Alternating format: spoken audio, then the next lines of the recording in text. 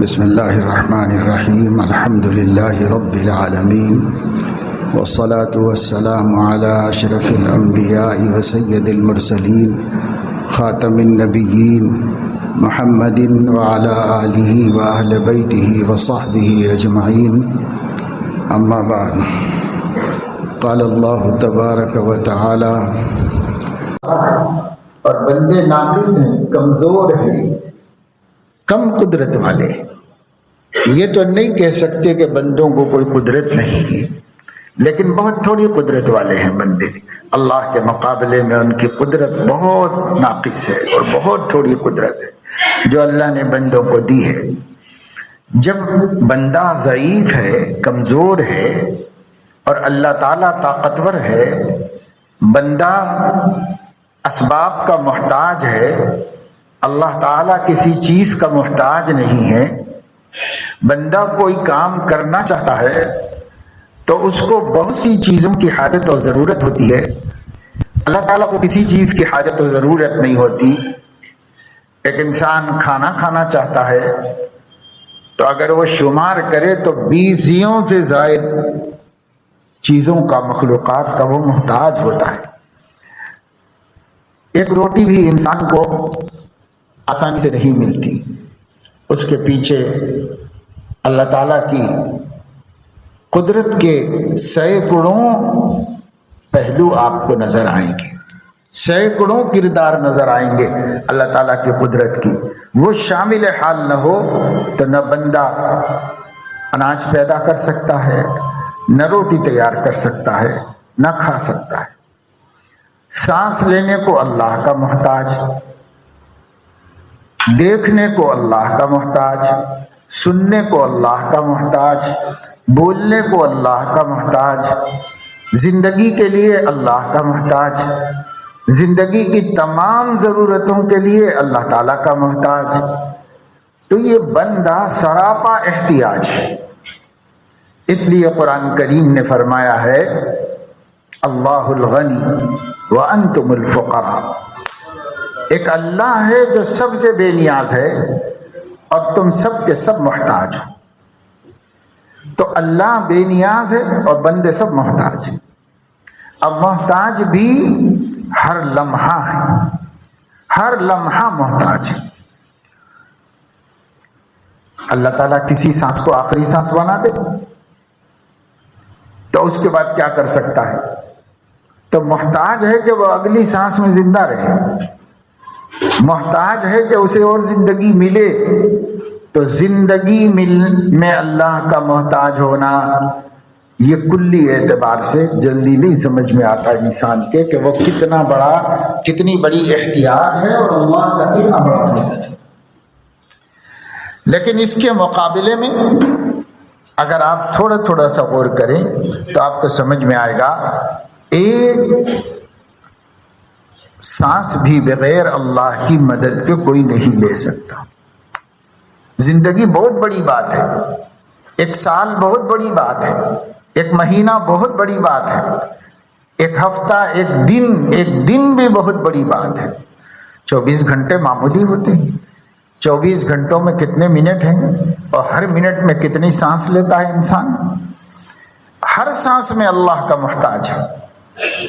اگر اس نے مدد کی تو اگلی سانس لے گا، اور اگر اس نے مدد نہیں کی تو یہیں پر اس کی زندگی کا اختتام ہو جائے گا، زندگی ختم ہو جائے گی۔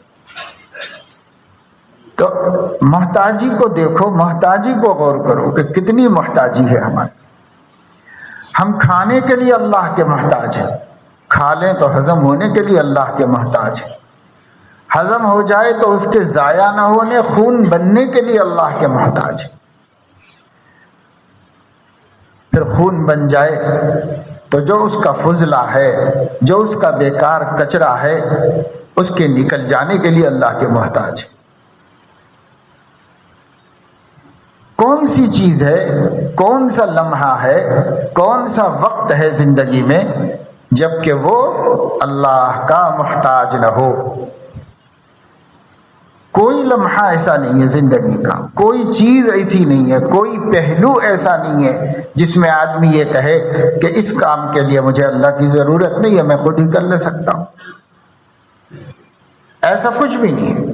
دنیا میں جو لوگ خدا کو نہیں مانتے اور بڑی بڑی ڈینگیں مارتے ہیں کہ خدا کوئی نہیں ہے اور خدا کی کوئی ضرورت نہیں ہے، ان لوگوں کا بھی حال یہ ہے کہ وہ ہر لمحہ اللہ کے محتاج ہیں، اور اللہ مدد کر رہا ہے تو جی رہے ہیں۔ ان کے پاس کوئی ایسی چیز نہیں ہے کہ اگر اللہ موت دینا چاہے تو وہ بچیں، ان کے پاس کوئی ایسی چیز نہیں ہے کہ اگر وہ مرنا چاہیں اور اللہ تعالیٰ نہیں مارنا چاہے تو وہ مر جائیں، ایسی کوئی چیز ان کے پاس نہیں۔ سب میں اللہ رب العزت کی قدرت ہے، طاقت ہے۔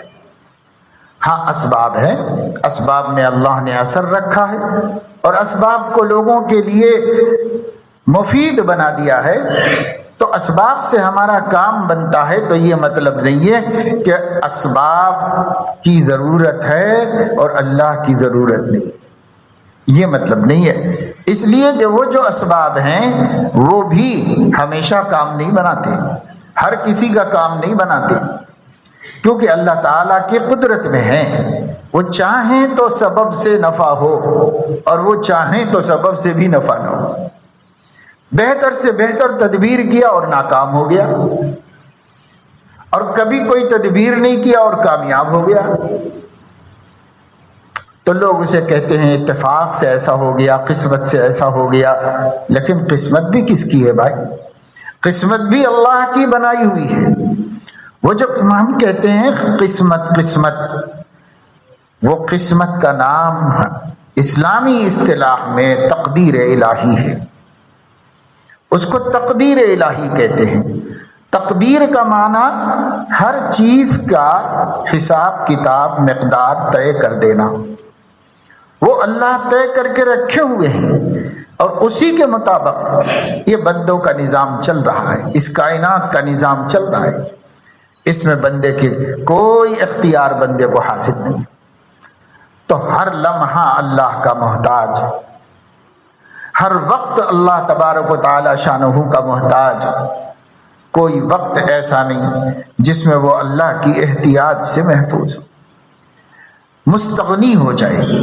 اس لیے فرمایا اللہ الغنی وانتم الفقراء، اللہ تعالیٰ بے نیاز ہے، وہ تمہارا محتاج نہیں، لیکن تم سب اللہ کے محتاج ہو، تم سب کو اللہ کی ضرورت ہے۔ سورج کو چمکنے کے لیے اللہ کی ضرورت ہے، چاند کو دمکنے کے لیے اللہ کی ضرورت ہے، درختوں کو اگنے کے لیے اللہ کی ضرورت ہے، اور اگے ہوئے درختوں کو پھلدار ہونے کے لیے اللہ کی ضرورت ہے،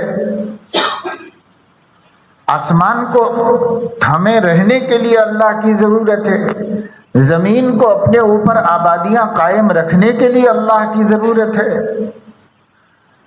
کون سی چیز ہے جو اللہ کی ضرورت نہیں؟ فرشتے بھی اللہ کے محتاج ہیں، جنات بھی اللہ کے محتاج ہیں، انسان بھی اللہ کے محتاج ہیں، انسانوں کے اندر بڑی سے بڑی طاقت رکھنے والے بھی اللہ کے محتاج ہیں، بادشاہ ہے تو اللہ کا محتاج ہے، پہلوان ہے تو اللہ کا محتاج ہے، کمزور اور غریب ہے تو اللہ کا محتاج ہے، صحت مند بھی اللہ کا محتاج ہے، بیمار بھی اللہ کا محتاج ہے، مالدار بھی اللہ کا محتاج ہے، محتاج بھی اللہ کا محتاج ہے، سب اللہ کے محتاج ہیں۔ کوئی چیز ایسی نہیں ہے جو اللہ کی ضرورت نہیں رکھتی ہو کہ اس کے بغیر بھی جی جائے گی اور اس کے بغیر بھی اپنا کام کر سکے گی، کوئی چیز نہیں۔ اسی وجہ سے وَإِن مِّن شَيْءٍ إِلَّا يُسَبِّحُ بِحَمْدِهِ، کوئی شے کائنات کی ایسی نہیں جو اللہ کی تسبیح نہ کرتی ہو، کوئی شے ایسی نہیں۔ وَإِن مِّن شَيْءٍ إِلَّا يُسَبِّحُ بِحَمْدِهِ وَلَكِن لَّا تَفْقَهُونَ تَسْبِيحَهُمْ، تم سمجھ نہیں پاتے، الگ بات ہے، لیکن کوئی شے ایسی نہیں جو اللہ کی تسبیح نہ کرتی ہو۔ سب کہتے ہیں سبحان اللہ، کیوں کہتے ہیں؟ وہ محتاج ہیں، اس لیے کہتے ہیں یا اللہ ہم اپنے سے کوئی وجود نہیں رکھتے، آپ عیبوں سے پاک ہیں، آپ ہمارے پالنے والے ہیں، آپ ہمارے سنبھالنے والے ہیں۔ تو میرے عزیز و دوستو، جب ہم اس اعتبار سے غور کرتے ہیں تو ہمیں پتہ چلتا ہے کہ ہم پر اللہ کے اتنے احسانات ہیں کہ ہم اس کے احسانات سے کبھی سبکدوش نہیں ہو سکتے، کوئی بھی نہیں ہو سکتا۔ جو بے ایمان ہیں اسی کے سہارے جی رہے ہیں، جو دہری ہے اس کو مانتے بھی نہیں ہے وہ بھی اسی کے سہارے جی رہے ہیں، اسی کے احسان سے زندگی گزار رہے ہیں۔ ایمان والے بھی اسی کے احسان پر قائم ہیں، بے ایمان بھی اسی کے احسان پر قائم۔ اس لیے قرآن کریم میں اللہ رب العزت نے بار بار فرمایا، کوئی مانے نہ مانے حقیقت تو یہ ہے، ماننا سب کو پڑتا ہے لیکن سرکشی اور بغاوت اور نافرمانی کے جذبے سے نہیں مانتا انسان، ورنہ ماننا تو سب کو پڑتا ہے۔ سمجھ صحیح ہے، عقل کام کر رہی ہے تو اس کو ماننا پڑتا ہے، اور اگر عقل کام نہیں کر رہی ہے، مجنون ہے، پاگل ہے تو الگ بات ہے۔ سمجھدار تو انکار نہیں کر سکتا، عقل والا تو انکار نہیں کر سکتا کہ وہ کسی کا محتاج ہے، اس کے ہاتھ میں سب کچھ نہیں ہے کہ وہ جو چاہے کر لے، اس کے ہاتھ میں کچھ نہیں۔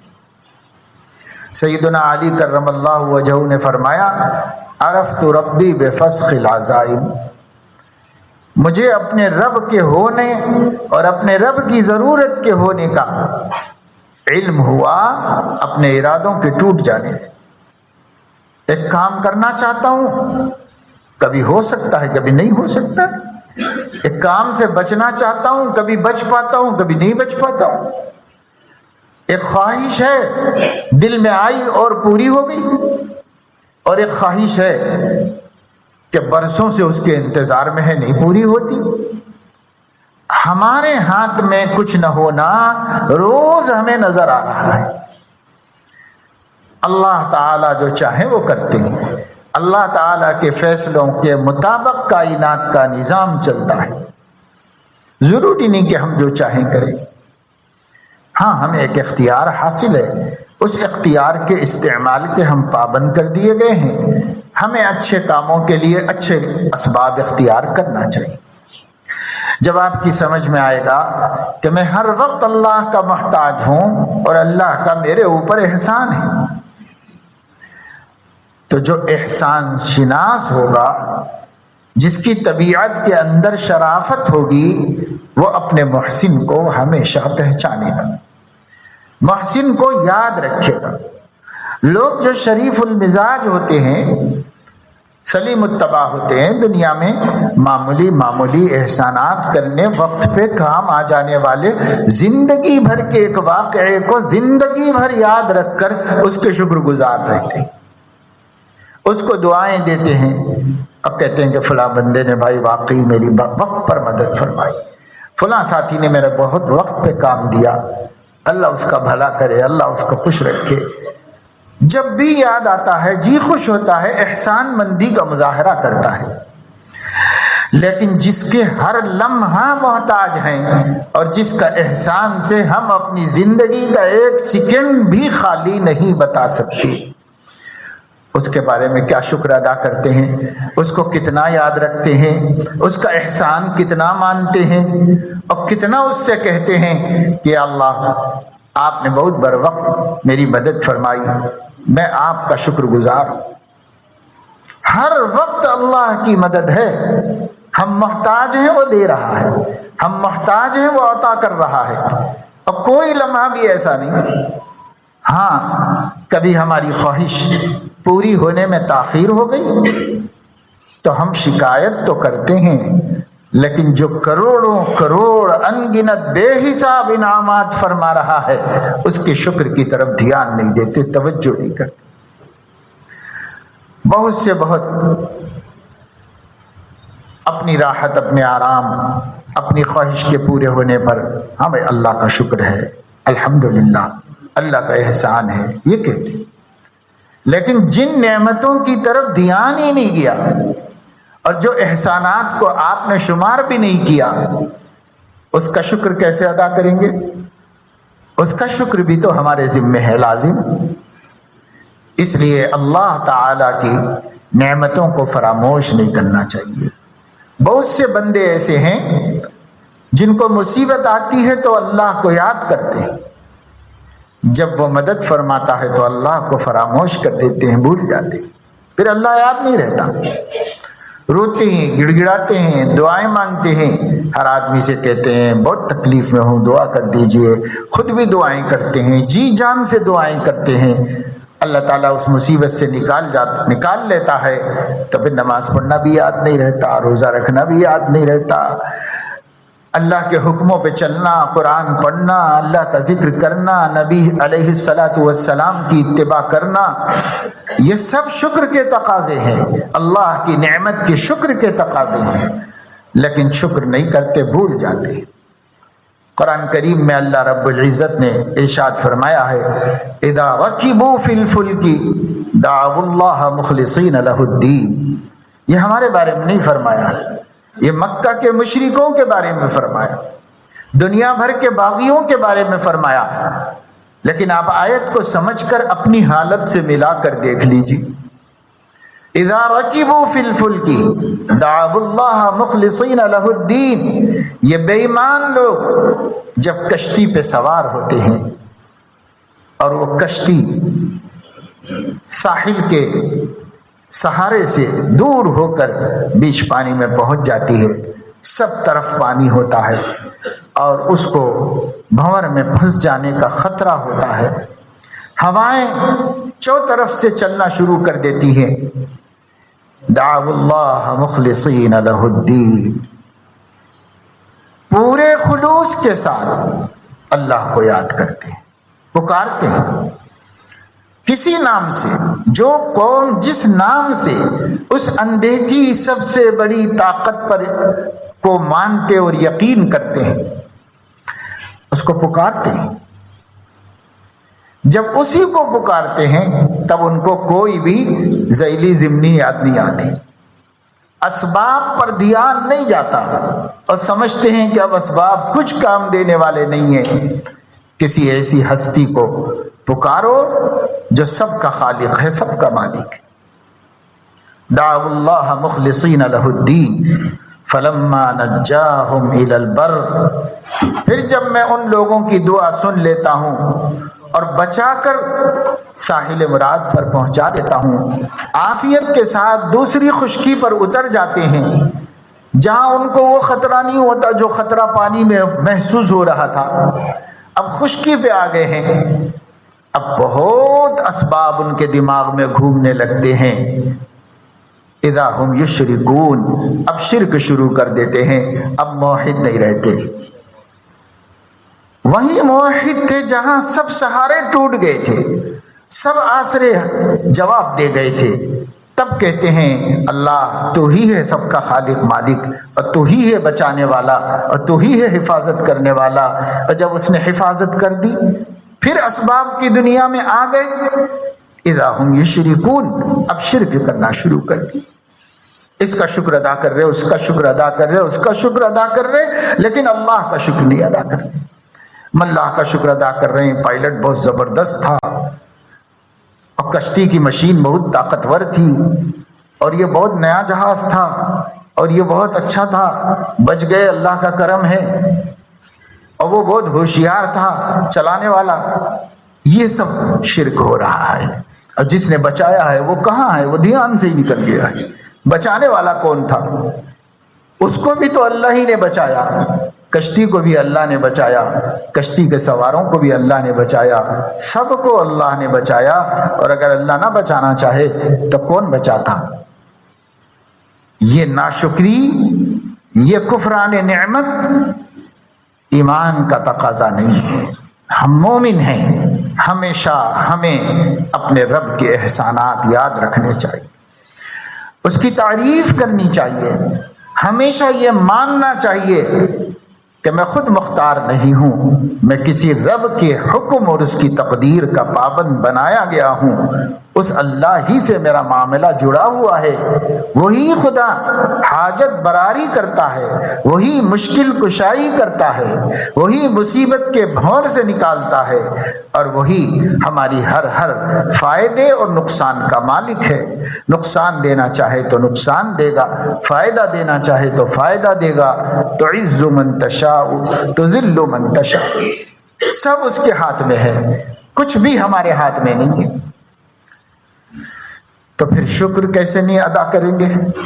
اگر میں سلامت ہوں تو اس کے کرم سے ہوں، اس کا شکر ادا ہونا چاہیے۔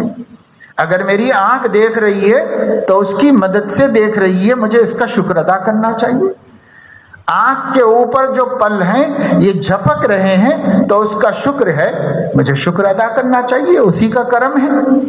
سانس لے رہا ہوں تو اس کا کرم ہے، شکر ادا کرنا چاہیے۔ کھانا کھا رہا ہوں اس کا کرم ہے، شکر ادا کرنا چاہیے۔ ایک نوالا کھانے کے واسطے ہم آنکھوں کے محتاج ہیں، ناک کے محتاج ہیں، کان کے محتاج ہیں، زبان کے محتاج ہیں، ہم اپنے حلق کے محتاج ہیں، نالی کے محتاج ہیں، معدے کے محتاج ہیں، کیا کیا چیزوں کے ہم محتاج ہیں۔ ان میں سے کوئی ایک بھی کام نہ کرے تو ہمارا کام بننے والا نہیں۔ ہم کہتے ہیں کھانا کھا لیا، کھانا کھا لیا، کھانے کے لیے کتنی چیزوں کا محتاج تھا، کتنی چیزوں کا محتاج ہے۔ ہمارے ہاتھ صحیح ہونے چاہیے، ہماری انگلیاں درست ہونی چاہیے کہ ہم روٹی توڑ سکیں اور نوالا بنا سکیں۔ ہم ایک ایک انگلی کے پوروے کا اللہ کو حساب دینے والے ہیں قیامت میں۔ اسی انگلیوں سے کیا کیا فائدہ اٹھایا، کتنی مرتبہ روٹی بنائی، کتنی مرتبہ روٹی توڑی، اس سے کتنی مرتبہ اس کو جوڑا اور سالن سے لگایا اور منہ میں رکھا۔ عمر بھر کے نوالوں کا ان انگلیوں کے فائدہ اٹھانے کا جواب دینا ہے۔ ثم لتسألن یومئذ عن النعیم، تم پوچھے جاؤ گے ضرور ہر نعمت کے بارے میں، ہر نعمت کے بارے میں پوچھے جاؤ گے۔ ہماری انگلیاں سلامت نہیں ہیں تو ہم نوالا بھی نہیں توڑ سکتے، روٹی بھی نہیں توڑ سکتے ہاتھ سے اگر ہماری انگلیاں سلامت نہیں۔ یہ ہماری انگلیوں کے سلامت ہونے کے محتاج، رگوں میں طاقت ہونے کے محتاج، ان انگلیوں کے فنکشن کے محتاج کہ یہ کام کر سکیں، غیر اختیاری طور پہ کر رہے ہیں۔ دھیان میں آیا کہ صاحب یہ کام کرنا ہے تو انگلیاں، رگیں، خون سب غیر اختیاری طور پر فنکشن کر رہے ہیں۔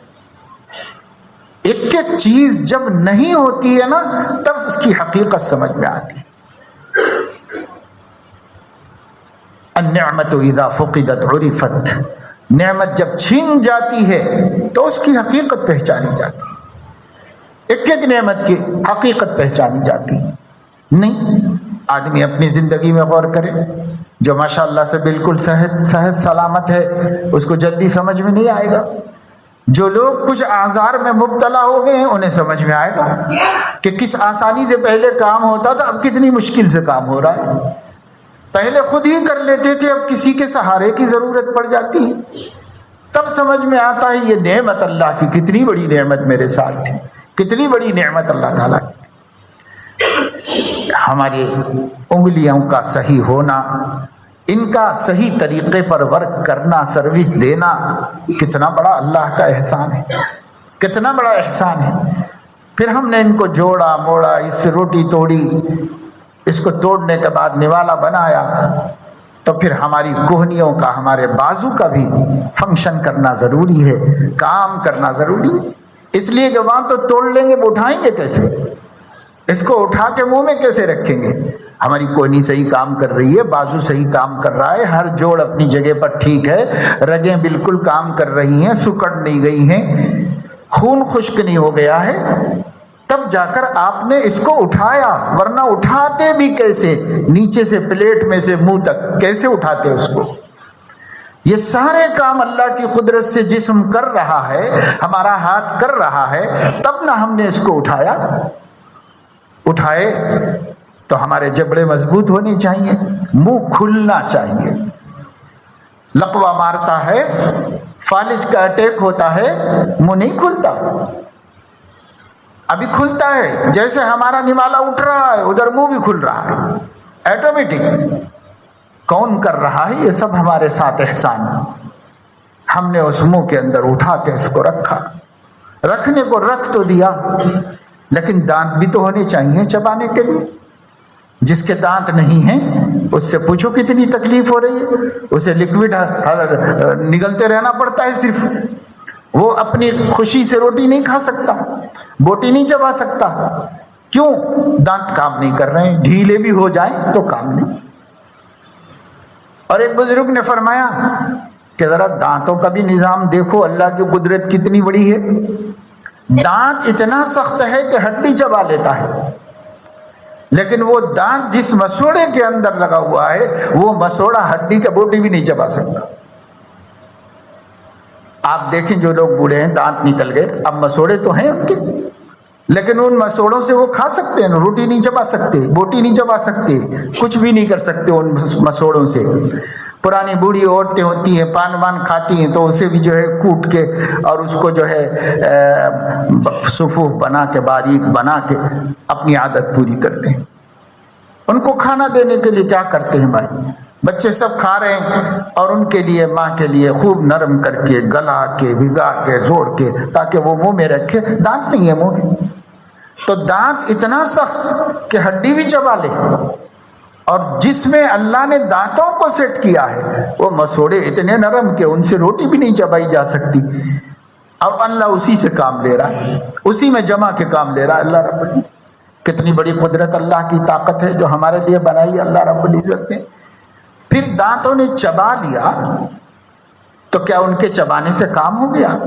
جو چیز بھی ہم چباتے ہیں چبانے کی ہوتی ہے، وہ روٹی ہوتی ہے، روٹی میں سختی ہوتی ہے، اس کے اندر نرمی نہیں ہوتی، وہ چبھ سکتی ہے ہمارے منہ کے اندر۔ اللہ تبارک و تعالی شانہ نے ہمارے حلق میں دو ایسے عضو بنا دیے ہیں جو مسلسل ایک چکنائی لیا ہوا لیسدار مادہ پیدا کرتے رہتے ہیں، اور وہ ہمیشہ منہ میں آتا رہتا ہے، جس کو ہم تھوک کہتے ہیں، عربی میں اس کو لعاب کہتے ہیں۔ یہ لعاب جو ہے خود پیدا ہوتا رہتا ہے اور منہ میں پھیلتا رہتا ہے زبان کے ذریعے ادھر سے ادھر سے، ورنہ تو منہ خشک ہو جائے گا، اور جب خشک ہو جائے گا تو کسی کام کے قابل نہیں رہے گا، بولنے کے بھی قابل نہیں رہے گا، کھانے کے بھی قابل نہیں رہے گا۔ لیکن ایک پانی ہے چکنائی لیا ہوا جو منہ میں چل رہا ہے، مسلسل چل رہا ہے، مسلسل چل رہا ہے، اور اس پانی کے پیداوار بڑھ جاتی ہے جب آپ نوالا چبانا شروع کر دیں،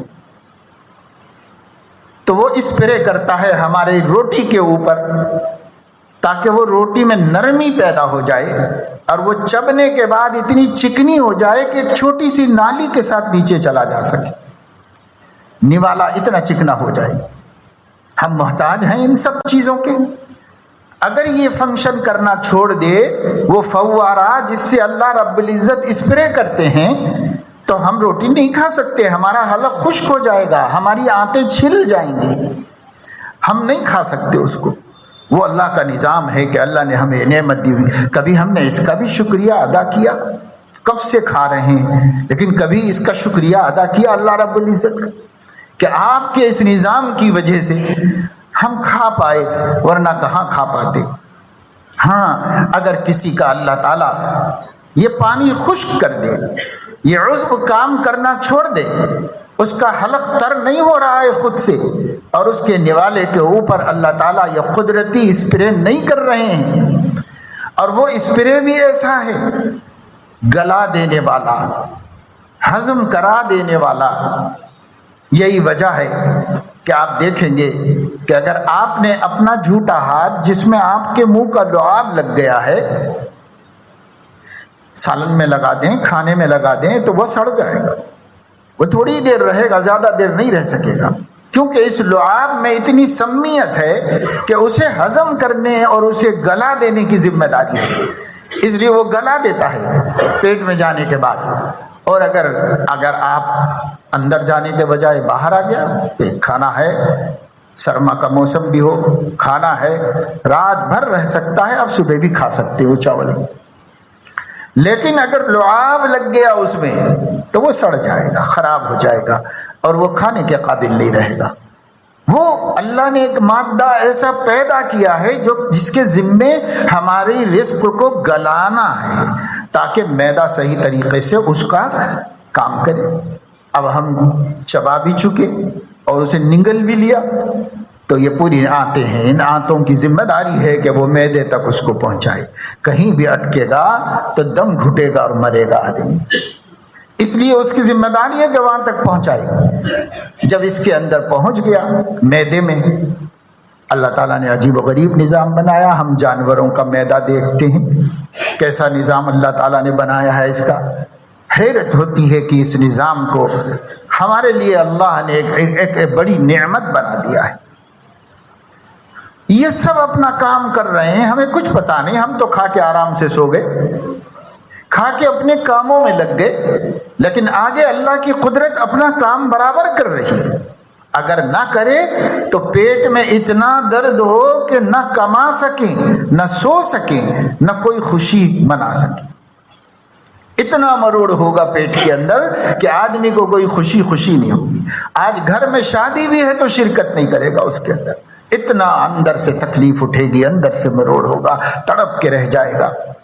لیکن اللہ تعالیٰ وہ پورا معدے کے نظام کو چلا رہے ہیں، وہ اس کو گلا رہا ہے، ہضم کر رہا ہے، خون تیار کر رہا ہے، اس کے ذریعے سے خون تیار کرنے کی مشین اندر ہے، خون کو فلٹر کرنے کی مشین اندر ہے، خون کو رگوں میں بھیجنے کی مشین اندر ہے، خون کو رگوں میں سے کھینچ کے واپس لانے کی مشین اندر ہے، اندر رگوں گردوں تک پہنچانے کی مشین موجود ہے، اندر کیا کیا مشینیں اللہ نے لگا کے رکھی ہوئی ہیں۔ اگر یہ ساری مشینوں کو دنیا والے سائنس کی روشنی میں بنائے ہیں تو اتنا بڑا انسان بنے گا کہ اتنے بڑے انسان کو رہنے کی جگہ بھی نہیں ہوگی، اتنا بڑا انسان بنے گا۔ لیکن اللہ تعالیٰ نے اسے ایک چھوٹی سی جسم کے اندر سب سیٹ کر دیا، اور اتنا کہ جب سے پیدا ہوتا ہے جب تک مرتا ہے کبھی سروس ختم نہیں کرتا، اپنا کام کرتا رہتا ہے، اپنا کام کرتا رہتا ہے۔ اتنی طاقتور مشینیں لگا کے اللہ نے ہمیں چلایا۔ پھر ہضم ہو گیا تو پیشاب کے نکل جانے کے محتاج ہیں، فضلے کے خارج ہو جانے کے محتاج ہیں۔ اگر وہ نہ محتاج ہو تو زندگی سے ہاتھ دھو دینا پڑتا ہے انسان، موت کے لیے تیار ہو جاتا ہے انسان کہ کاش مجھے موت آ جائے۔ لیکن روزانہ عافیت کے ساتھ سب نظام چل رہا ہے تو کبھی شکر کیا اللہ کا؟ کتنی نعمتیں خود ہمارے اندر ہیں جن کے شکر کے لیے زندگی میں فرصت نہیں ہے۔ 100 سال کی زندگی میں فرصت نہیں ہے کہ ہم شکر کر سکے اللہ تعالیٰ۔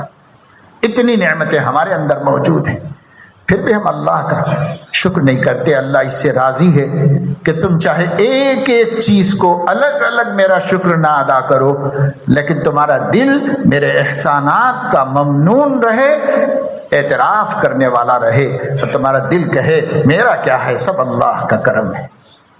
ہمیشہ یہ استحضار رہے، ہمیشہ رہے میں کیا کر سکتا ہوں، میرے تو کوئی بھی ایک چیز، ایک عضو کام چھوڑ دے تو میرے پاس طاقت نہیں ہے کہ میں اس کو کارگر بنا سکوں۔ دواخانوں میں کبھی اس کا علاج ہو جاتا ہے، کتنا پیسہ خرچ کرنا پڑتا ہے۔ بعض تو مجبوریوں کا علاج ہی نہیں ہے، بعض کا علاج ہے تو کتنا پیسہ خرچ کرنا پڑتا ہے۔ لاکھوں روپے سے ایک انسان کے عضو کو دوبارہ بحال کرنا پڑتا ہے، اگر ہو سکتا ہے تب بھی کوئی گارنٹی نہیں۔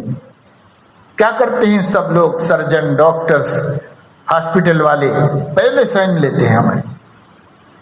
اب کیا پتا کہ کون پڑھے لکھے لوگ پڑھ کے سائن کرتے ہوں گے۔ مریض کے ساتھ جانے والا تیماردار اپنی مصیبت میں پڑا ہوا ہے، بھئی یہاں سائن کرو، یہاں سائن کرتا ہے۔ اسے کیا پتا کہ ڈاکٹروں نے اپنے آپ کو ذمہ داری سے سبکدوش کر لیا ہے، دواخانے نے اپنے کو محفوظ کر لیا ہے، لیگلی اب ان کے خلاف کچھ نہیں کر سکتے آپ، کیونکہ انہوں نے آپ کو کہا ہے کہ رسک ہے، آپ سائن کر دیجئے، اگر آپ اجازت دے رہے ہیں تو ہم رسک لیں گے، اگر آپ اجازت نہیں دے رہے ہیں تو ہم کوئی رسک نہیں لے رہے۔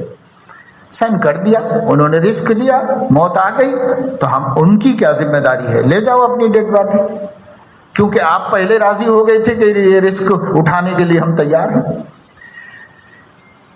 کون ذمہ داری لیتا ہے سوائے اللہ کے؟ کوئی ذمہ داری نہیں لے سکتا، کوئی ہماری زندگی کی ضمانت نہیں ہے، صرف اللہ ہے۔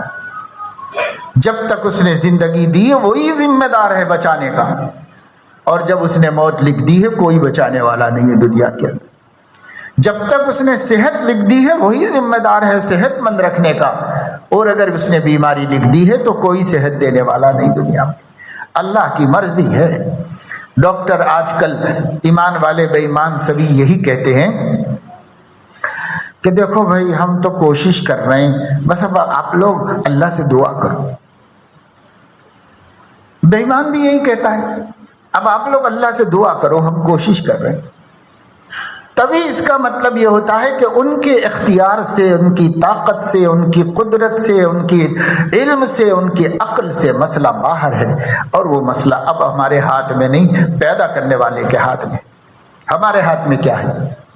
سب کی لمٹ ہے۔ خلق الانسان ضعیفا، سب کی لمٹ ہے، اور ان لمٹ طاقت کسی کی ہے تو صرف اللہ تبارک و تعالی شانہ کی، اس سے علاوہ کسی کی طاقت نہیں۔ اس لیے میرے دوستوں، بزرگوں، بڑی ناقدریوں کے ساتھ ہم جی رہے ہیں، بڑی ناشکریوں کے ساتھ ہم جی رہے ہیں، ہر ایک کا احسان مانتے ہیں، ہر ایک کے معمولی معمولی احسانات کے شکر گزار ہیں، اسے یاد رکھے ہوئے ہیں، یاد کرتے ہیں۔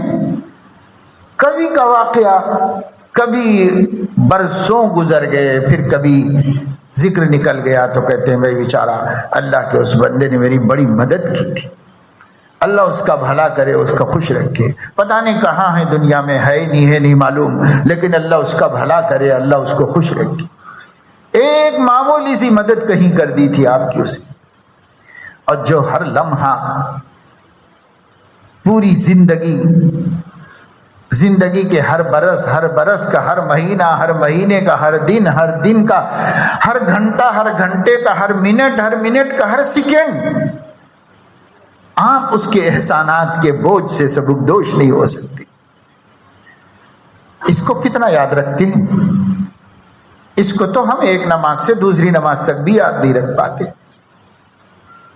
اللہ کو یاد رکھتے تو دوسری نماز پڑھتے۔ اللہ کو یاد رکھیں گے، اللہ آپ کے ذہن میں ہوگا، اللہ کا احسان آپ کے ذہن میں ہوگا، تو آپ کو عصر میں نماز پڑھنا یاد آئے گا۔ اللہ کا احسان ذہن میں ہوگا تو آج آپ مغرب بھی پڑھیں گے، اللہ کا احسان یاد ہوگا تو آج آپ عشاء بھی پڑھیں گے، کل فجر بھی پڑھیں گے، عمر بھر اللہ کی فرما برداری کریں گے، کیونکہ اس کے بغیر تو بھائی ہمارا ایک سیکنڈ بھی نہیں گزر سکتا، اس کے بغیر تو ہم محتاج ہیں۔ جو خدا کو اور اس کے احسان کو بھولا ہوا ہے، اس کو نماز پڑھنا مصیبت ہے۔ کتنے مسلمان نماز پڑھتے ہیں؟ جمعہ کی نماز ہے، آپ کو مسجدیں پھر بھی بھری ہوئی نظر آئیں گی، پھر اسی دن عصر میں اور آج کی گزری ہوئی فجر میں وہی مسلمان جو نمازی ہیں بس، اور جن کو جمعہ پڑھنا تھا ان کو کوئی اور نماز نہیں پڑھنا تھا۔ ایسا لگتا ہے کہ کچھ لوگوں پر اللہ نے 5 وقت کی نمازیں فرض کی ہیں، اور کچھ لوگوں پر ہفتے میں 1 نماز فرض کی، اور کچھ لوگوں پر جمعہ اور عید کی نماز سال میں 2 نمازیں فرض کی، بس ختم۔ ایسا لگ رہا ہے لیکن ایسا ہے تو نہیں۔ 5 صلوات افترضہن اللہ۔ یاد رکھو میرے دوستو، جو اللہ دینا جانتا ہے لینا بھی جانتا ہے، جو اللہ کو عطا کرنے کی قدرت ہے وہ اللہ کو چھیننے کی بھی قدرت ہے۔ وہ ہماری آنکھوں سے روشنی چھین سکتا ہے، وہ ہماری زبان سے گویائی چھین سکتا ہے، وہ ہمارا ہاضمے کی طاقت چھین سکتا ہے، وہ ہمارے پیروں پر فالج ڈال کر ہمیں شل کر دے سکتا ہے، ایک مجسمہ بنا دے سکتا ہے، اسٹیچو بنا دے سکتا ہے اللہ تعالیٰ۔ کتنے لوگ بستر پہ پڑے ہوئے ہیں، ہل بھی نہیں سکتے اپنی جگہ پر سے۔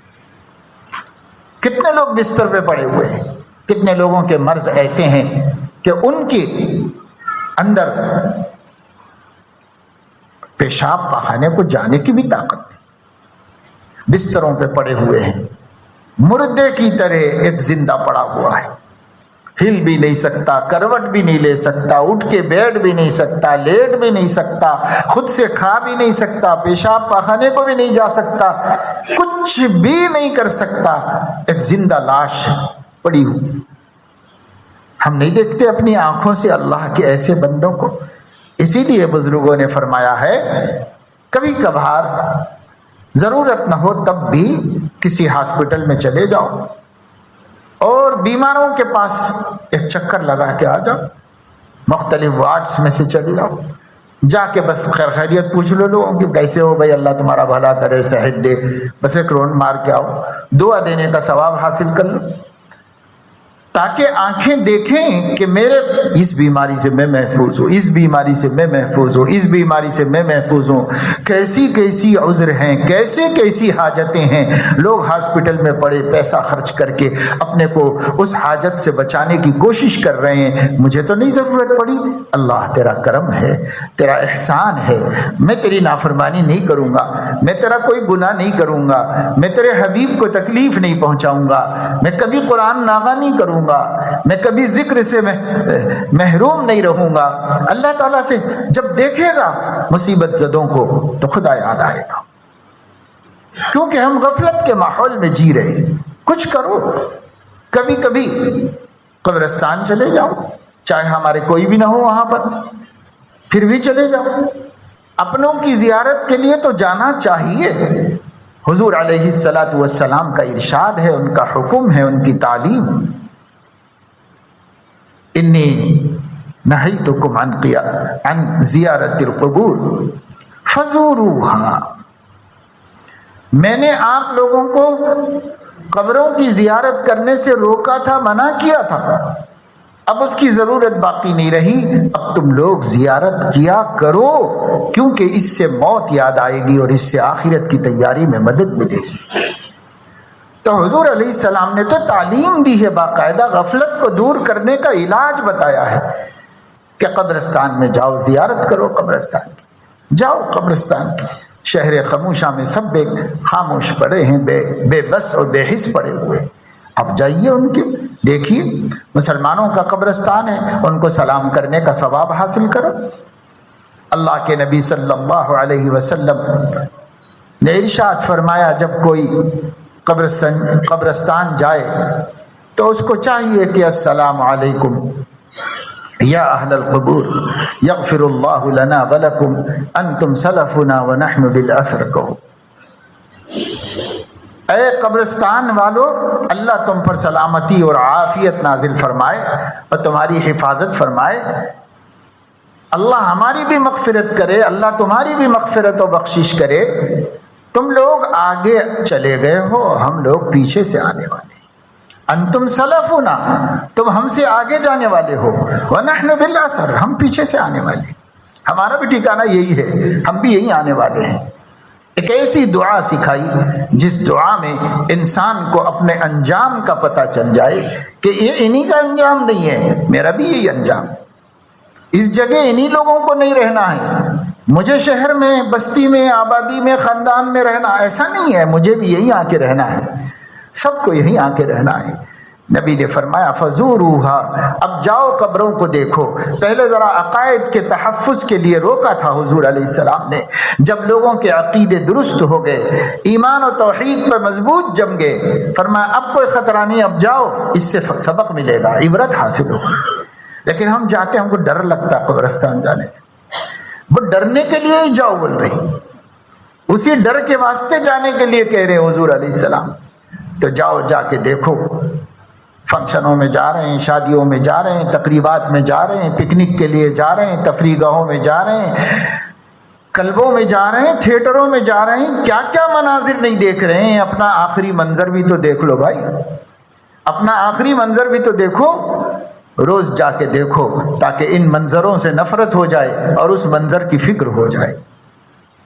لیکن نہیں جانے تھے، ہفتے میں ایک دن تو جاؤ، کبھی کبھار تو جاؤ قبرستان، فرصت نہیں، زندگی میں موت کی تیاری کی فرصت نہیں، تو یہ زندگی پر تف ہے، کائے کے لیے زندگی ہے، یہ زندگی آخرت بنانے کے لیے دی گئی ہے۔ الدنیا مزرعۃ الآخرہ، هل ادلکم علی تجارۃ تنجیکم من عذاب علیم، یہ زندگی تجارت ہے، یہ زندگی زراعت ہے آخرت کی، دنیا کے لیے نہیں۔ تو کسی کو فکر نہیں، ہم کیسے اللہ کا شکر ادا کریں گے؟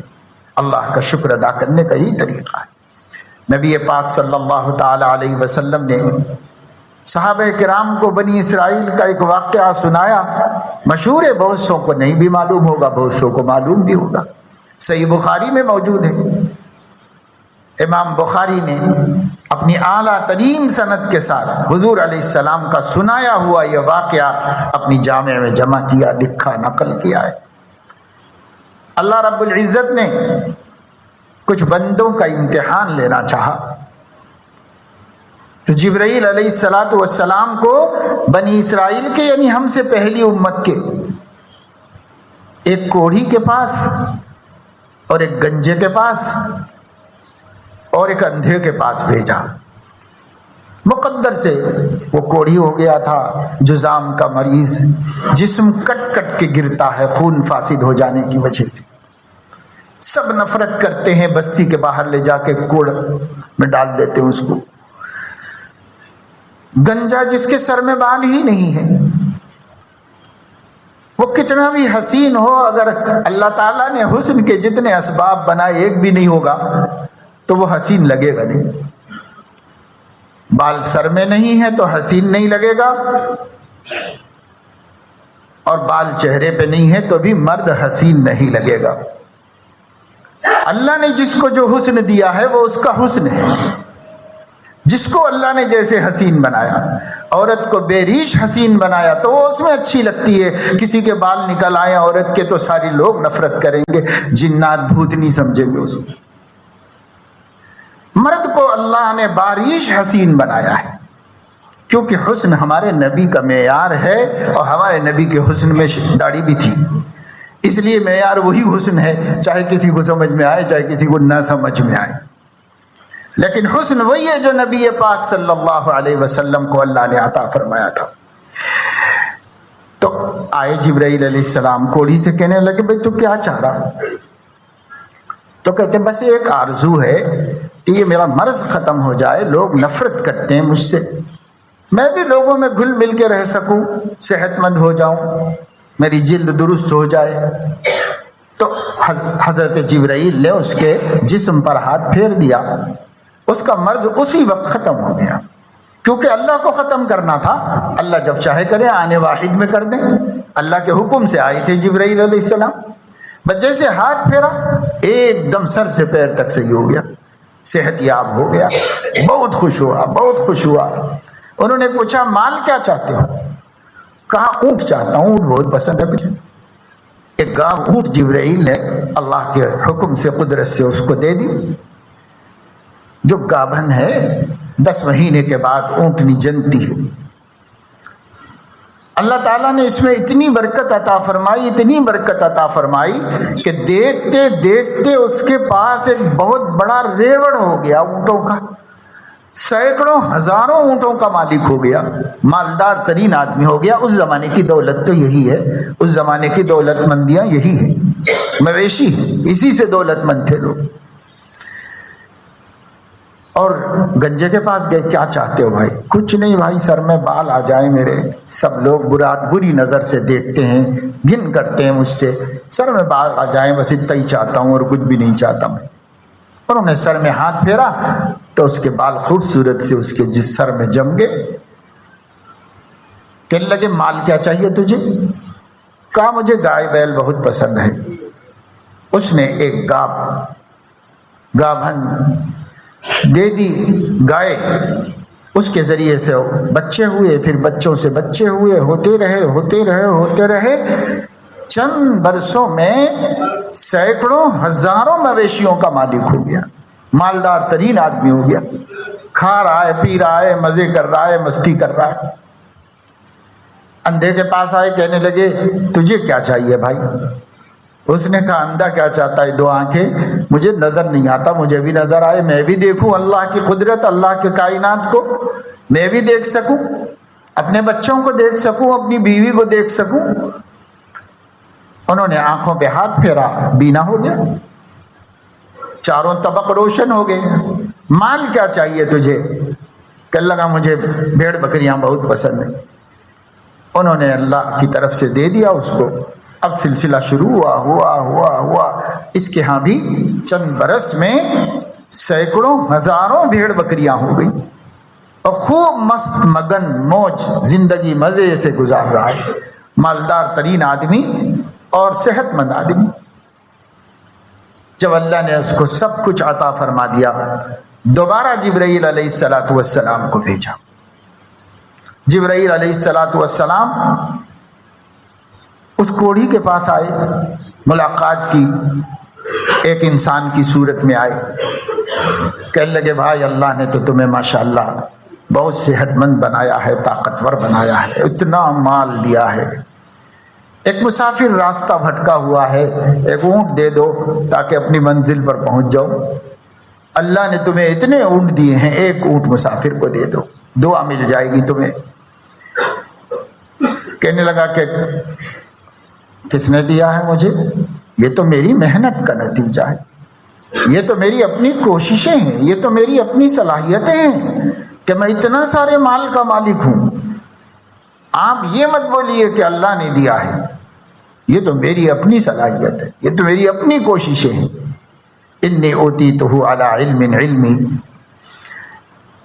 جبرائیل علیہ السلام نے کہا کہ تجھے یاد نہیں ہے کہ تو کوڑھی تھا, لوگ نفرت کرتے تھے, بستی کے باہر پھینک دیا تھا تجھے. اس وقت میں اللہ نے تیرے اوپر فضل فرمایا اور تیری بیماری کو دور کیا اور تجھے اس مال سے سرفراز کیا اور اس مال میں برکت دی. تو آج دولت مند ترین انسان بنا ہے اور اللہ کو نہیں پہچانتا, اللہ کے شکر کو قبول نہیں کرتا, اللہ کے احسان کو نہیں مانتا. تو میں تجھے بد دعا کرتا ہوں کہ تو جیسا تھا ویسے ہی ہو جا. اسی وقت اس کے سارے مویشی مر گئے اور وہ کوڑھی کا کوڑھی ہو گیا. پھر گئے گنجے کے پاس, اس نے بھی ناشکری کی. کہا کون اللہ؟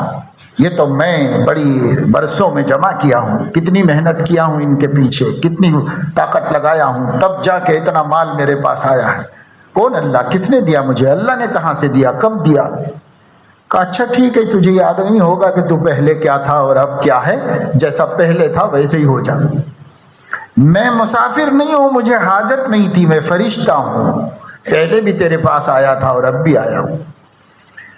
پھر وہ گنجا ہو گیا اور اس کے سب مویشی ختم ہو گئے. اس کے بعد اللہ کے حکم سے اندھے کے پاس آئے, جو اندھا تھا پہلے اب نہیں رہا. کہنے لگے بھائی ایک مسافر آدمی ہے, ایک آدھ بھیڑ بکری دے دو, کھا لے گا, پیٹ بھر لے گا, دعا دے گا, اللہ خوش ہو جائیں گے. سب مال تو اللہ کا فضل ہے, اس کا دیا ہوا ہے تیرے پاس. اس نے فوراً کہا بے شک میں نابینا تھا, اللہ نے اپنے کرم سے مجھے بینائی عطا فرمائی. میں محتاج اور غریب تھا, اللہ نے اپنے کرم سے اتنا مال مجھے عطا فرمایا, میرا اس میں کوئی کمال نہیں ہے. بھائی مسافر, یہ سب اللہ کی نعمت ہے, تجھے اس میں سے جتنے چاہے لے جا, جتنے تجھے چاہے لے جا, اس میں میرا کوئی کمال نہیں, اللہ کا فضل ہے. جبرائیل علیہ السلام نے کہا کہ بابا میں محتاج نہیں ہوں, میں مسافر نہیں, میں ایک انسان نہیں, مجھے بھوک نہیں لگتی, مجھے کھانے کی ضرورت نہیں. تمہارا اللہ تم سے آزما رہا تھا, تمہارے 2 ساتھی ناکام ہو گئے اور اللہ کے غضب کے شکار ہو گئے, تم نے شکر ادا کیا, اللہ تم سے خوش ہے. اللہ تمہاری صحت میں بھی برکت دے, عمر میں بھی برکت دے, مال میں بھی برکت دے. حضرت جبرائیل دعا دے کے چلے گئے. یہ صحیح بخاری میں رسول اللہ صلی اللہ علیہ وسلم کا صحابہ کو سنایا ہوا واقعہ ہے اور ان سے سچ کوئی نہیں بتا سکتا. کیا بتانا چاہ رہے ہیں نبی اپنے صحابہ کو؟ کہ میرے امتیوں شکر گزار بندے بنو, دینے والے کو فراموش مت کرو, تمہارا کوئی کمال نہیں ہے. اللہ کے غیر کو کسی کو ایک آنکھ کے پلک کا بال بھی دینے کی طاقت نہیں, غیر اللہ کو ایک ذرہ پیدا کرنے کی طاقت نہیں ہے, ایک چینٹی بنانے کی طاقت نہیں ہے, ایک دانہ پیدا کرنے کی طاقت نہیں ہے. جو کچھ ہے سب اللہ کی عطا ہے, اللہ کی دین ہے, اللہ کا ہے. جو تمہارے پاس ہے اللہ کا ہے.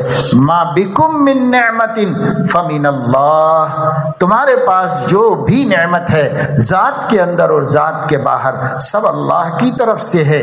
ثم اذا مسکم الضر فالیہ تجأرون, پھر تم کو کوئی تکلیف پہنچتی ہے تو تم اسی کی شان میں گستاخی کرتے ہو.